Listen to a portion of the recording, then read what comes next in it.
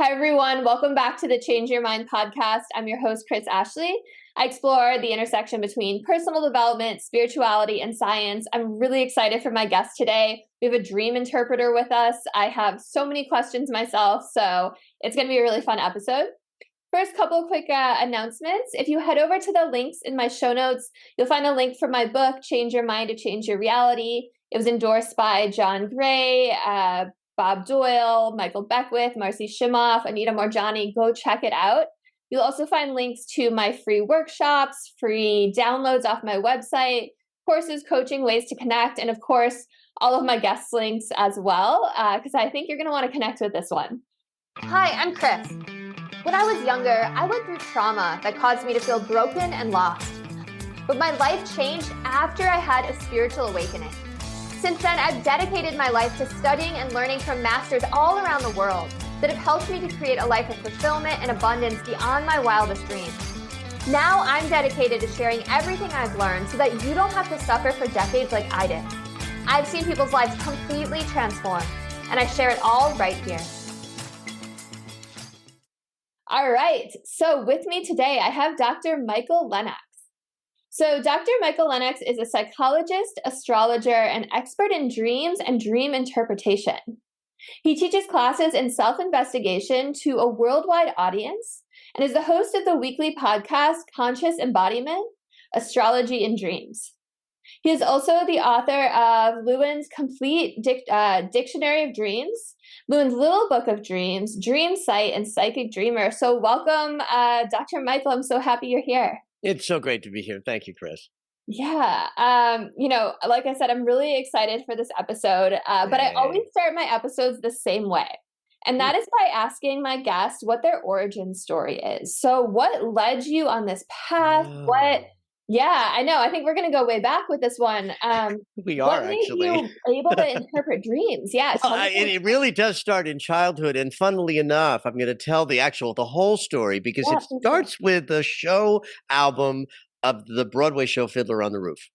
Like that's literally how I became a dream interpreter. Well, there's a dream sequence in Fiddler on the Roof. It's a very vibrant musical theater piece of materials, like 12-minute stage thing, and it's a dream. He has a dream, he tells his wife, and he wakes up at the beginning of the thing on the album. There's a little bit of dialogue where he's like, he's waking up, and she's like, what?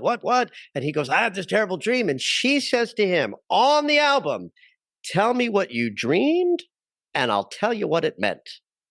So I heard that 1,000 times as a kid because it was one of the 2 Broadway shows that my mother had the album of in her collection.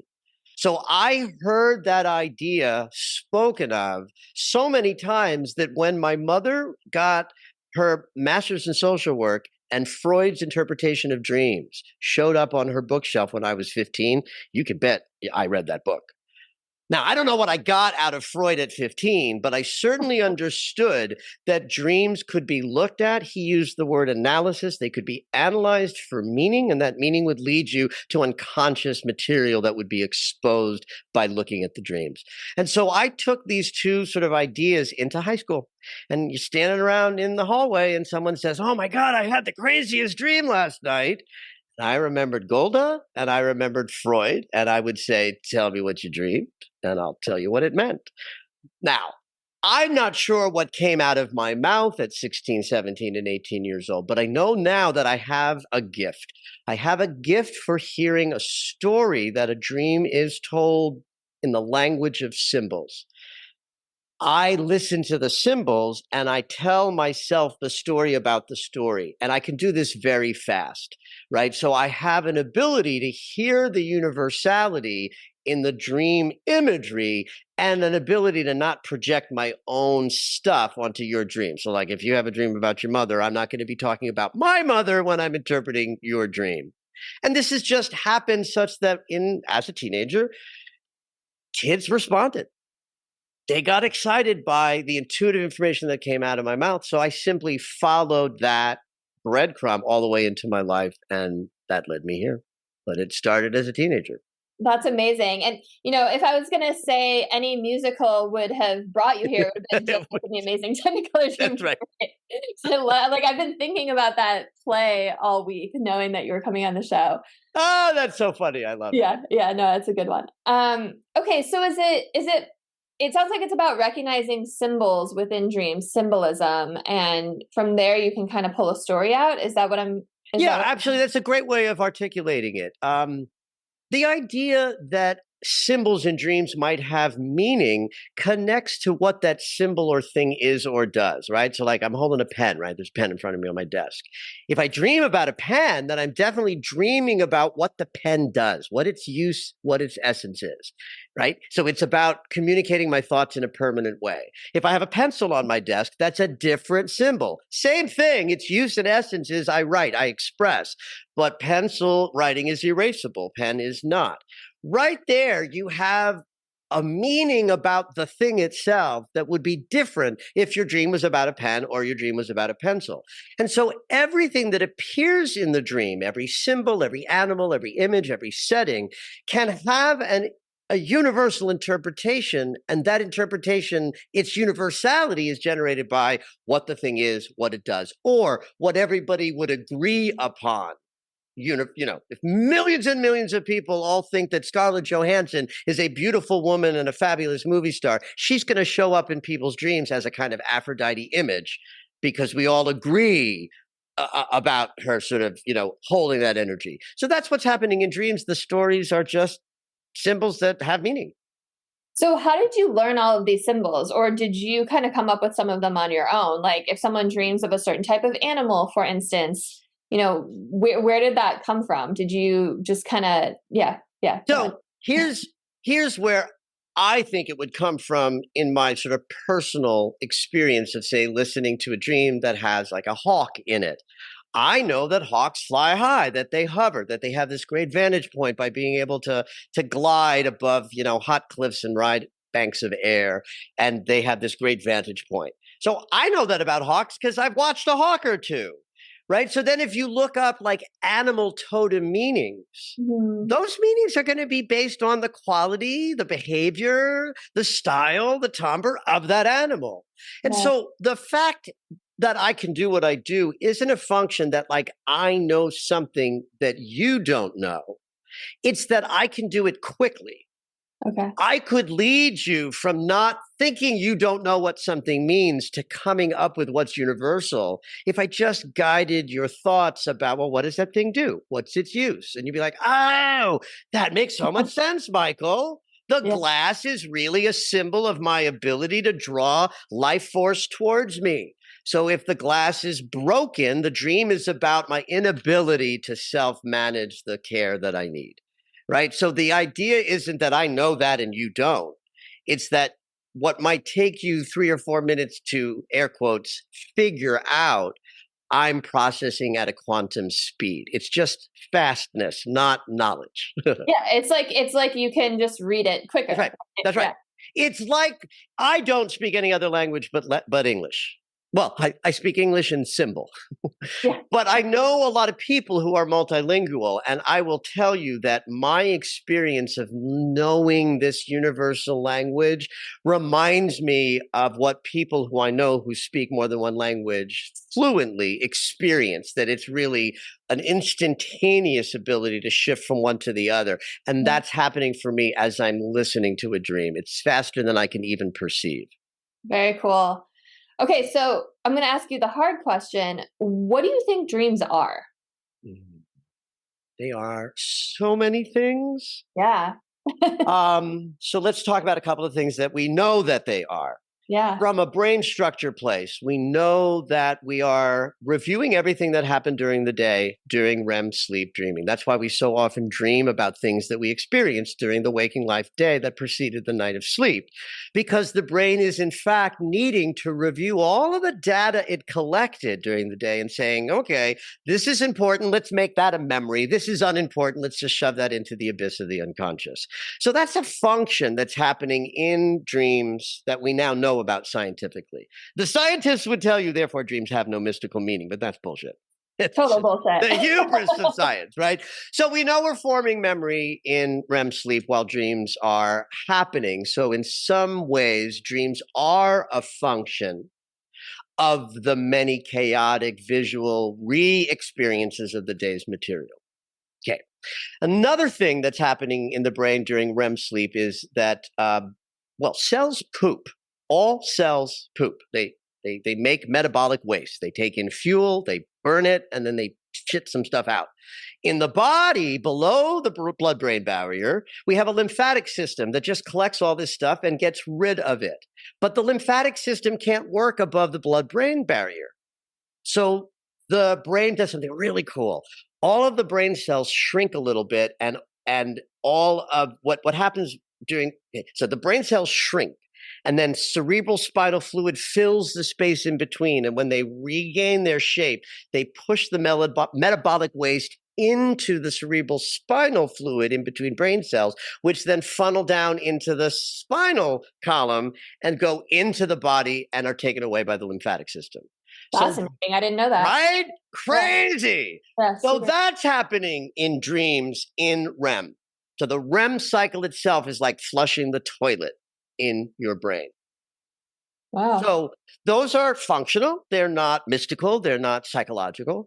So the idea that we get from Freud and then Jung and the world of psychology is that dreams are taking us into the unconscious. And in the unconscious is where all of the demons are. That's where we're fearful. That's where we're enraged. That's where we're terrified of death. That's where all of our darker human qualities exist and live and are vibrant. Our conscious awareness is like, I'm good, all is well, I'm living life, right? So what we do when we go into dreams is we visit the places in our psyche where we're terrified, where we're saying no to life, where we're enraged with things, where we're in deep grief. And then we wake up the next morning more capable of meeting life on life's terms on a Tuesday because we processed the stress of Monday in our dream state. So on a certain level, just like we're clearing out metabolic waste, I think we're also clearing out psychic waste by letting our darker feelings be visited by our awareness. Sometimes I think our darker feelings are like 8-year-old children at the pool, right? Diving in, going, look, Ma, watch me. Like they just want to be noticed or seen or dealt with. So we go into our dream state and we breathe some love and light into our unconscious shadow material so that we can wake up and have it not grab us and run us and push us into, behaviors that are being driven by unconscious material. So I think we get wiser in our dreams. That's such an amazing safety mechanism of our bodies, right? So it's like, I'm going to help you process some of these while you're unconscious. Yes, that's right. So you don't have to deal with it. That's right. Yeah. I mean, that's actually really incredible that our bodies can do that. Chris, in my 30 whatever years of doing this, I don't think I've ever heard anybody articulate what you just articulated. Like that's actually a brilliant idea that there's actually a sort of, a thing happening there that protects us by letting us act out those things. Freud certainly thought that on some level. Yeah. Okay. So I have to ask, I've had certain dreams. My father passed away this year and my dog passed away this year. And I've had some dreams that I swear are visitations. Yeah. And I'm curious what your thoughts on these are. Well, first of all, hold on. So it kind of crosses the line into like lucid dreaming. So like I'll give you an example of one with my dad. We were in Hawaii together at this hotel we've stayed at several times, and we were just kind of sitting there and talking, and I was just kind of like enjoying being in his presence, and like all of a sudden it snapped into my mind that he had died. Mm-hmm. And I just said to him, I miss you so much. And he was like, I know you do. And he gave me a big hug and he's like, but I'll be dropping in from time to time. And I've had several dreams like that with my dog too, where it's like, I've had this moment of clarity where it's like, I know they've gone and I've had this interaction. So I'm curious what your take on those kind of dreams are. Are they visitations? Absolutely. And how you know that a visitation is a visitation is the simplicity of the experience. Dreams are chaotic in nature at best, right? Right there, we flip around from scenario to scenario and in possibly, wildly shifting landscapes. Visitation dreams take place in one singular or simple setting. So, like your dream in the hotel in the resort, it's like it wasn't like you were then in a clown car and then up the hill and then you were in the one place. And then there's always a simple conveyance of whatever wants to be said, right? And in this case, his message was, I'm here and I will drop in from time to time. That's classic visitation conveyance. Often it's not verbal and it's just felt as all is well, I love you, or some felt experience. But even with you and your dad in that dream, which had like more words than might be typical in a visitation dream, it was the kind of things that get expressed in a visit, a very simple sense of message. And that's how you know it's a visitation dream. And they feel different. Didn't that feel different than other dreams? Oh, yeah. I was like, no, that was my dad visiting me. I mean, thank you for validating that. I appreciate that. It's like, I wish I could ask you, like, how did that happen? What's the science behind that? But of course, that's something we probably won't know until and the scientists would say that doesn't exist, that it's not possible. And the mystics know the truth of it, right? And if there's anything to be said about like, well, how does that happen?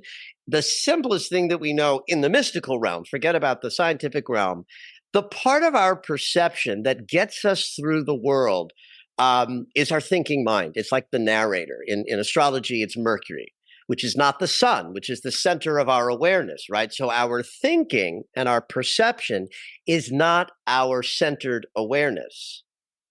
Right? Our centered awareness knows who we are, and our thinking is just commenting on that all of the time. But that thinking mind interferes with subtle perceptions. This is why we call it the still small voice of intuition, because it's not loud.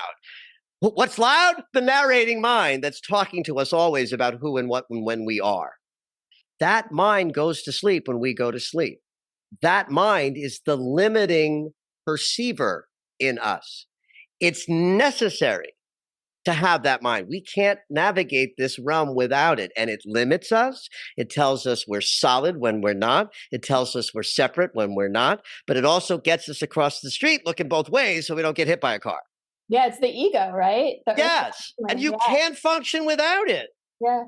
But it isn't allowing perceptions that are multidimensional. But the minute we go to sleep, so does that limiting rational mind. And then we're available for perceiving things. The idea that sleep is like some deep unconscious state, like propofol, like we would just be out, that's a myth. We're not out. We're just asleep, but we're fully present and available, just in a different state. So we are more conscious than we know that we are, because we feel unconscious because we're asleep. But we're there, we're present, we're vibrant, we're in aliveness, and the rational mind isn't there keeping us separate and limited.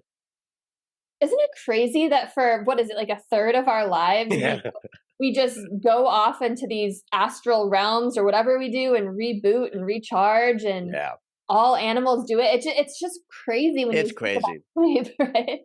Well, and I get that you are somebody like me who wants to appreciate both sides of things, the mystical and the scientific. And science just, is way behind the mysticism. Yeah, totally. But it's also a really cool time to be alive when there's things like quantum physics and that's right. Neuroscience and epigenetics that are starting to validate things that these mystics have been saying for eons, right? It's really cool. Okay, so here's another one for you. I have heard that some dreams are you looking into an alternative timeline that another version of you is living. So what are your thoughts on that? I'll say yes, absolutely, on the one hand. And on the other hand, I just want to say this. This idea of timelines is very popular these days. This idea that we are switching timelines. And maybe it's that I'm old. I don't entirely understand, what that means from, how do I use that information? How do I use the idea that we have shifting timelines? So I want to start with just a little bit of a, no, not ignorance exactly, but it kind of like, well, I don't really know what that is. But I do have a belief that in dreams that there is the potential to visit other consciousnesses, other worlds, other domains. So I believe that unequivocally. So if you say to me this idea of visiting another timeline where you're playing out some other thing, while that's not my world, I mean, like you don't say that, I go, yes, yes, I know what that means. Like I'm like, whoa, what is that? I'm a 60-year-old, fart. But I do believe in the idea that we drop into other, you fill in the blank. So that whatever that means for you, that if I have a dream in a world where I am and I'm in a group setting and it seems like a world that seems to work and have agency in and of itself, even though it's not my life. I actually dream about this a lot. Like I dream that I'm in community a lot that aren't my communities. Why not have the notion be that those places that I visit exist? I have often believed that we go to crazy places in dreams that I think might exist on other planets and other places in the universe. That I've had this mystical thought, like, what if every dream is taking us to some place that has some agency and existence somewhere? I believe that's possible. Yeah. And it's so, I do too. Thank you for your response. And I think it's so fascinating because I think dreams do all of these things that we've talked about, right? They help you, like there's definitely those dreams where you're like, okay, I was just reliving and processing the day. Or like, oh, that was definitely my father visiting me. Or wow, that was, like you said, like I was with people doing things that felt very realistic and it was not on Earth. It was not in this lifetime. Right. So it's so interesting that they can have all of these different functions. The idea that our brains, while we are awake, are processing data and filling in a lot of blank space. We know from a scientific perspective that what we are perceiving is one tiny sliver of what we're actually in. Energetically, in terms of light and frequency and vibration. And I'm talking physics here. I'm not talking to woo-woo. Yeah. Right? That we can't perceive it all. And so there's got to be something about that quietude of the perceiving mind being asleep that in fact does open us up multidimensionally. That I'd sign up for that as true. Totally. Yeah. I think what's the number? It's like you can only see 0.0035% of the visible light spectrum. That's right. So literally 99% of your That's world. right. So wild. Think of it in the same way. This is another way that astrology helps me contextualize something like this, where the sun is burning brightly saying, I'm all that in a bag of chips. Meanwhile, the moon, who represents the unconscious, is saying, my domain is as big as all of outer space, dude. Like I'm tapping into places where your light becomes a dot. Yeah. That's us. Our conscious awareness feels like everything, but the much vaster part of our existence is unknowable and unconscious. And the dream state is where we are more connected to all that unknowableness than the waking state. Yeah. Yeah. I feel like I've heard it said that when you're dreaming is when you're actually awake, and then this life is the dream, right? Yeah. I love that. It's a beautiful idea. Yeah. That I think fits something that I have often felt in my own mystical pursuits, where I do feel more alive and whole and embodied when I'm in a pursuit in that direction than I ever do elsewhere. Unfortunately, my work, I get to do that. Like in my work, as I'm like holding space, I'm channeling wisdom. It becomes an experience where, I get to be more in my divine nature than my human nature. But those experiences have always felt more real to me than the mundane three-dimensional world. Absolutely. Yeah, absolutely. Okay, so I am pregnant right now.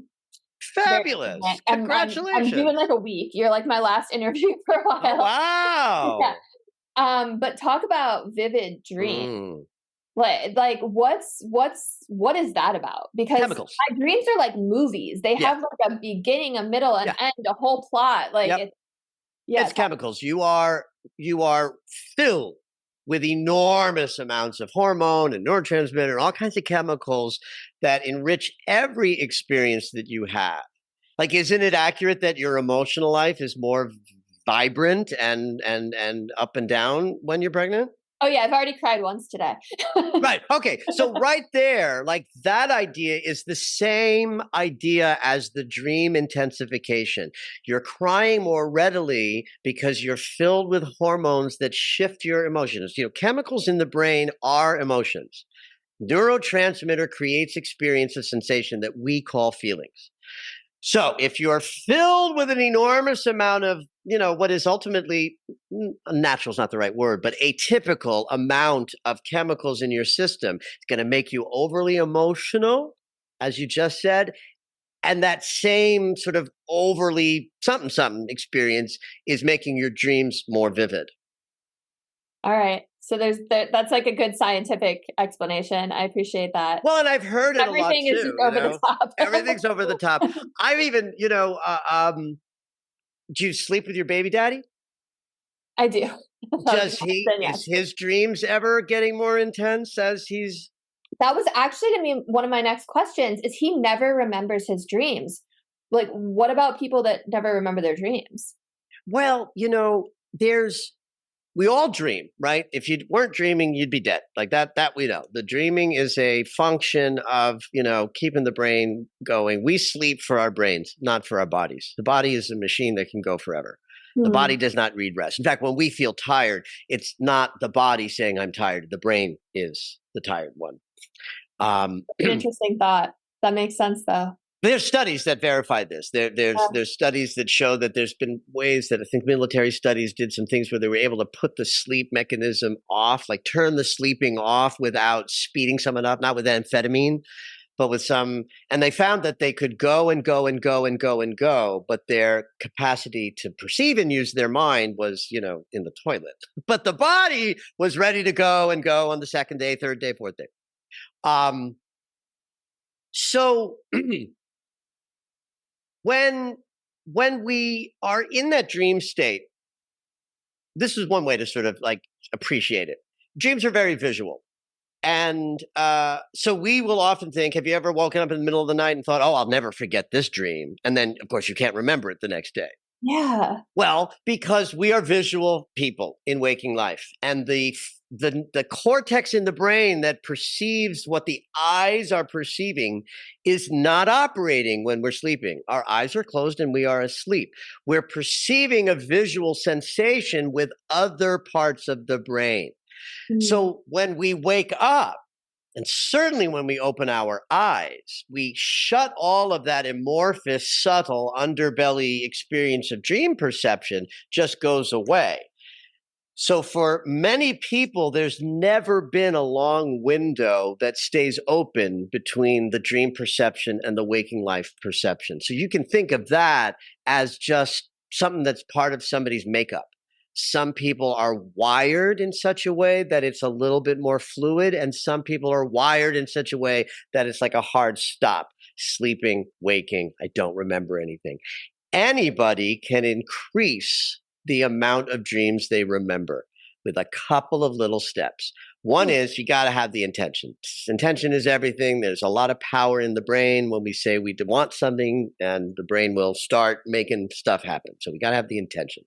And what that might look like is creating your bedtime routine is a little more sacred than random, being a little bit more serious about it, and then asking either in a written form in your dream journal or a prayerful form, to your like, hey, higher self, let's have some dreams tonight. I want to remember my dreams in the morning. Attention has to be there. Second thing is you got to have the recording device nearby, right? You want to circumnavigate that idea of I'll remember this dream or getting up. You want to be able to reach for your dream journal or your recording device. But the third piece that is maybe not something that people would typically think of that I think is incredibly important is you want to go to that dream journal and write something, even if you haven't remembered something. What you might write is like, I don't remember anything from last night. And then wait a moment and then move on. This third act of engaging the body in behavior that's designed to connect you to a dream memory can, in fact, increase your brain's ability to keep that window open a little bit longer. And I've heard this reported back to me as working for people, that particular added act. I love those tips. It's kind of like starting to work the muscle a little bit, yeah, right? That's right. And it is a muscle. That's a perfect way of describing it. I think it's a muscle.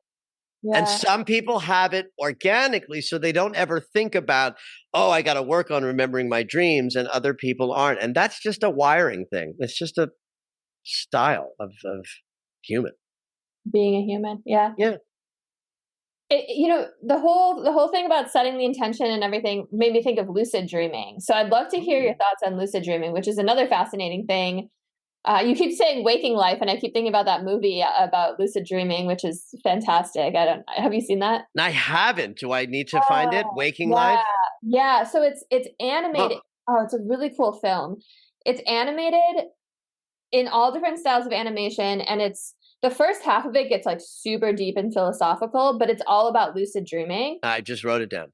It's pretty old at this point. It's probably like 20, 30 years old, but it's I will check it out. Like it. And it goes like deep but anyway, so that whole thing is like about lucid dreaming. Talk to me about lucid dreaming. I know some people like can teach themselves how to do it. It's very popular to study it, to figure out how to do it more, which is interesting. I want to start by saying I have never been drawn to increase my lucid dreaming. So I've never done some of the things that I'm going to talk to you about. But this has been my world for decades, so I know about this world. I've just not, I have not chosen to increase the experience that I've had. And I've had one or two experiences that blew my mind. So let me start. Yeah, no, I absolutely will. Let me start by just talking about what is a lucid dream. So at the lowest level, lucid dreaming is just becoming aware that you're dreaming while you're dreaming. This is very common. It's not very exciting or sexy. It's just you're dreaming and you're in the clown car and you're going up the hill and it's going backwards and you go, I think I'm dreaming. That's a lucid dream. No more than that. Simple. That's a lucid dream. So there are layers or levels of deeper ways of lucid dreaming. I've had this dream and I've heard people talk about a kind of lucid dream where you're fully aware that you're dreaming. Now it's not like an idea that slips in, but that a person can be like, oh, I'm in a dream landscape and there's movement happening and a person might be able to guide the movement, like, oh, turn right, turn left. I've had this experience a couple of times and I've heard it reported that it's a different kind of dream experience. It isn't always a storyline that's being told. It's about the movement or the sensation of movement and the idea that I'm dreaming. I'm not sure where I am, but I can move and I can guide myself to move right. I can guide myself to move left. And I've heard that as a kind of lucid dreaming. I'm going to jump up to the high level of lucid dreaming now because I want to talk about an experience that I've had twice. I once had a dream where I was sitting on my couch and I was as awake as I am right now. I mean, I have to repeat myself just so that I was awake as I am right now. And I'm sitting in my living room in my little apartment. I lived in Silver Lake, California at the time, in Los Angeles. And I'm like, holy mother of God, I'm dreaming. I'm asleep. I'm asleep right in that room. I pointed to the bedroom. I am having a lucid dream. It was extraordinary. And then I woke up or at some point I woke up, right? But I can't even convey to you the power of that feeling of being wide awake, knowing that I was asleep and dreaming. Right there alone was a mystical moment of, wow, we're kind of like God. This is we're so powerfully creative. That experience was as powerful as a plant medicine dive that I've done. So now I know why people chase it. It's like, oh my God, that's an experience worth chasing.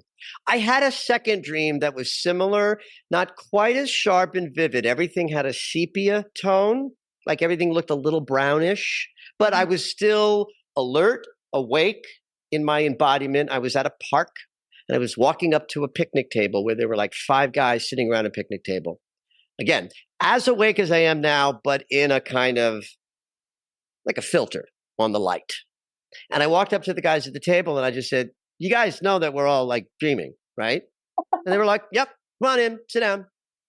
Like they were aware of it too. That's really cool. They were aware of it too. I'm telling you, there ain't nothing. If this were the Inquisition, I'd be like, set me on fire, because I'm telling you, I believe that I was in a space in multidimensional territory where 5 other men were also having an experience of lucid dreaming, and they existed somewhere on planet Earth in bodies, and there they were in the dream. I believe that 100%. Goosebumps.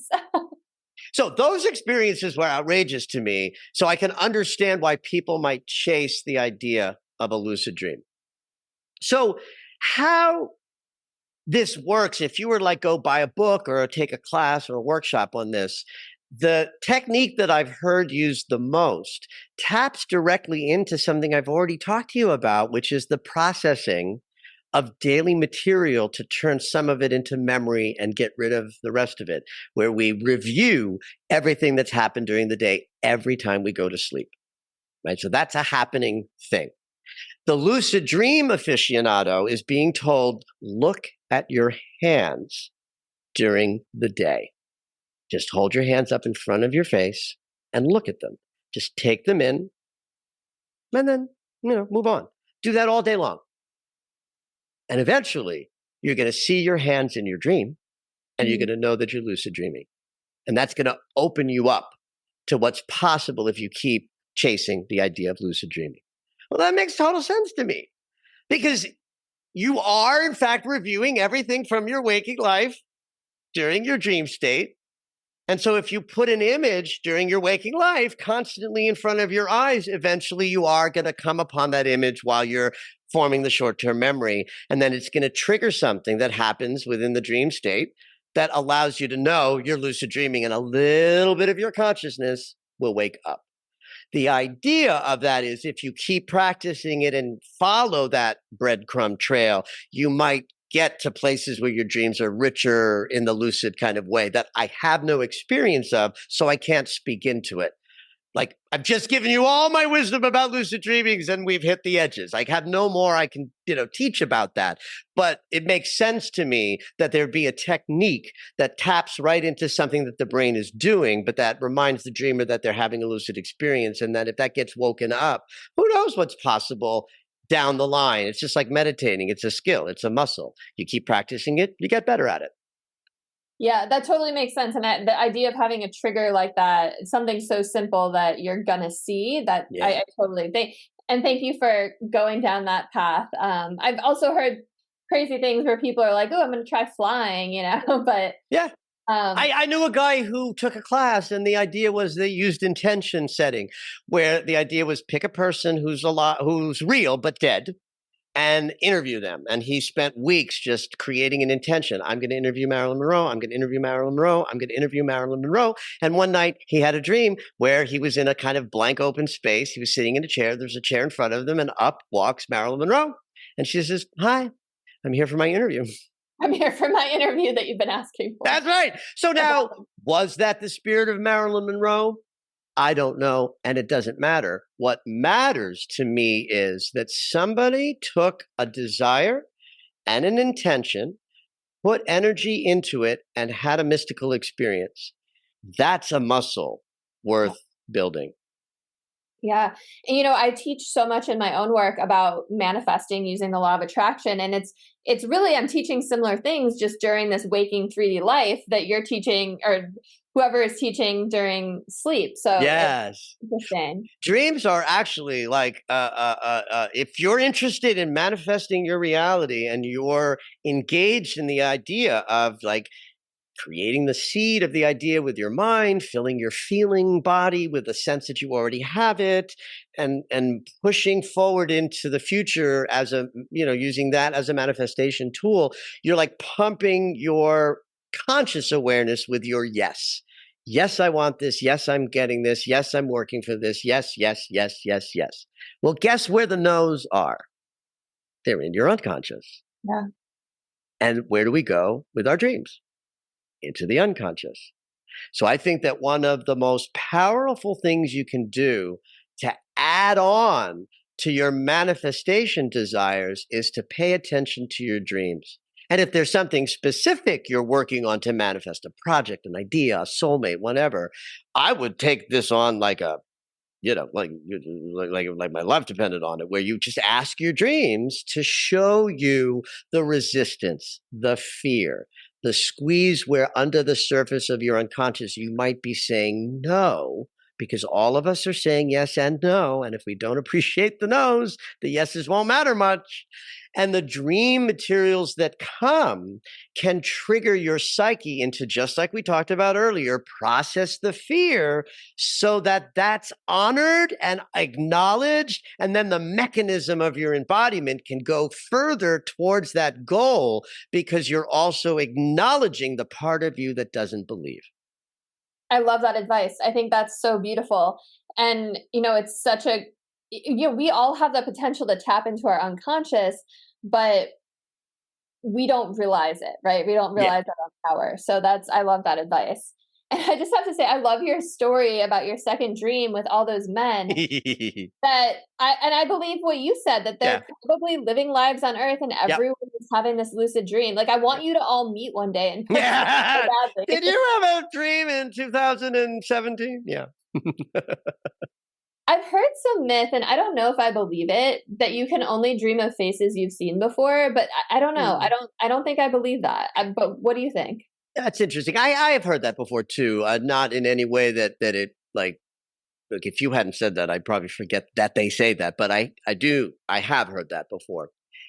All I can say in response to that is that we know that we are wired to see faces everywhere. Like, we must. Our survival depends on that we recognize friend or foe through face. Yeah. So, in fact, we're very wired to other people, which is partly why the world is falling apart, because the need to other is like built into us. So because we have this orientation towards faces, like we will see faces in rocks and napkins and stains and right. It's like you could think that's maybe the Shroud of Turin, but it might also just be that your brain will form a face in its way that it fills in spots, like the brain will fill in spaces that aren't there in that tiny band of perception thing. So, I don't know if this is going anywhere in the direction of answering your question, but I have to believe that our relationship to faces is deep and universal and not like that. Just seems like a limit that I can't dream of a face unless I've seen it. But then again, I've seen a million faces, so who knows? Even then saying that, it's like, is it true? Is it not true? The third question I would ask is, knowing this, would this be valuable? Like, would there be value in knowing if this is true or not? I'd be like, not really. So maybe I don't care. That's fair. Yeah.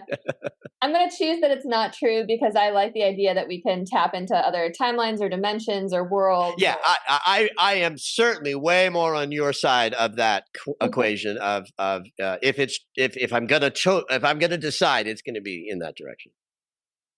Okay, so you work with a lot of people. They come tell you their dreams. Have you ever had someone whose dreams came true?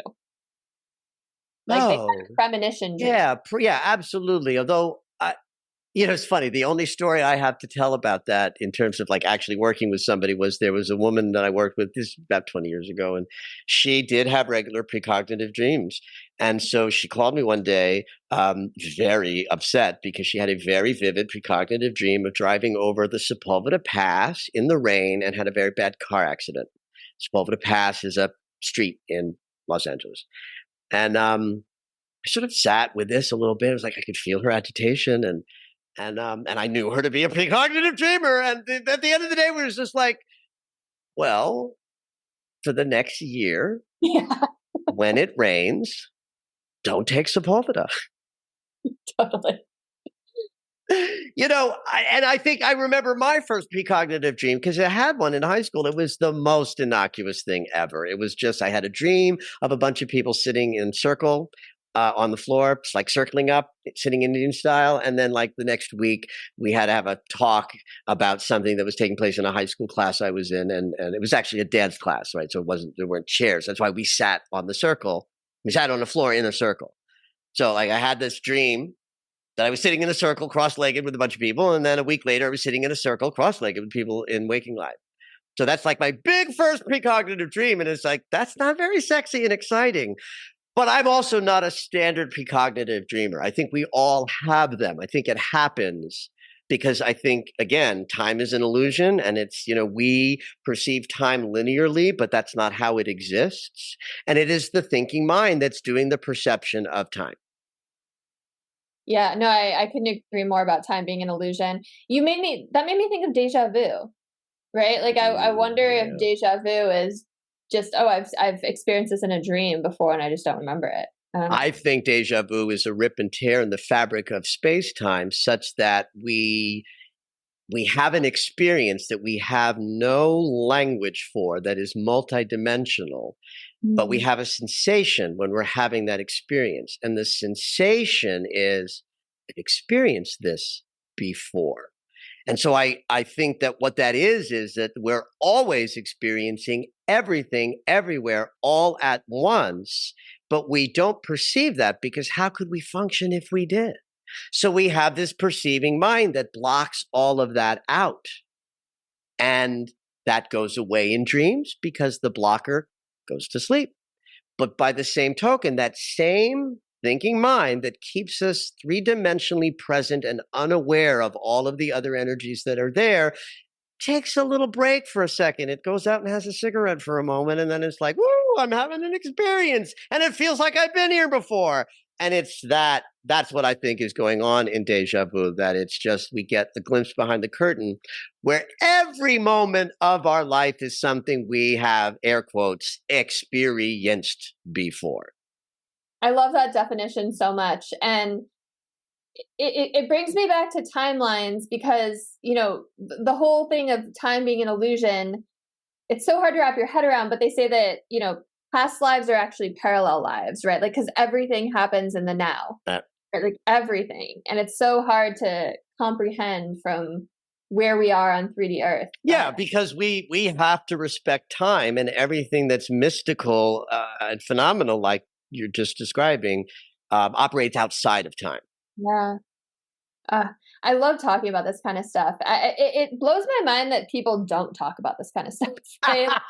I'm like, how can people just be so caught up in 3D worlds and reality TV and their jobs? And there's so much more. There's so much more exciting. Listen, I have that experience sometimes too, where it's like, wait, you're not thinking about this stuff 24/7 as I am?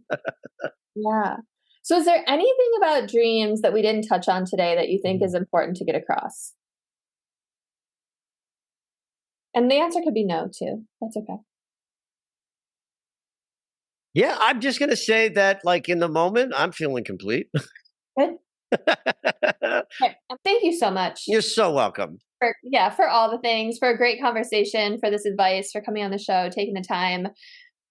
Please let listeners know how they can work with you, where they can find you, if you have offers, your book, all the things. Absolutely. MichaelLennox.com is really just that's where to go. Like I have a large social media presence on Instagram and TikTok. I do daily astrology videos. So there's a lot I offer for free. But MichaelLennox.com is really where to find it. And so all of these podcasts and guest things that I've been doing these few months is in service of Psychic Dreamer, which came out on January 8th. So that's at the website too. So certainly if you're interested in mystical dream topics, your audience can sort of get that book. And you can find out all about all the classes that I teach there and all the ways to tap into my podcast and other things. MichaelLennox.com. Awesome. And if you're driving or somewhere you can't write that down, it's going to be in the show notes. And listeners, thank you so much for tuning in. If this resonated with you, please like, comment, share, subscribe, send it to someone you think would think it's fascinating. I don't know anyone who wouldn't find this conversation fascinating. So let's help spread the good word. Thank you all so much. Thank you, Dr. Michael, and have a beautiful rest of your day, everyone.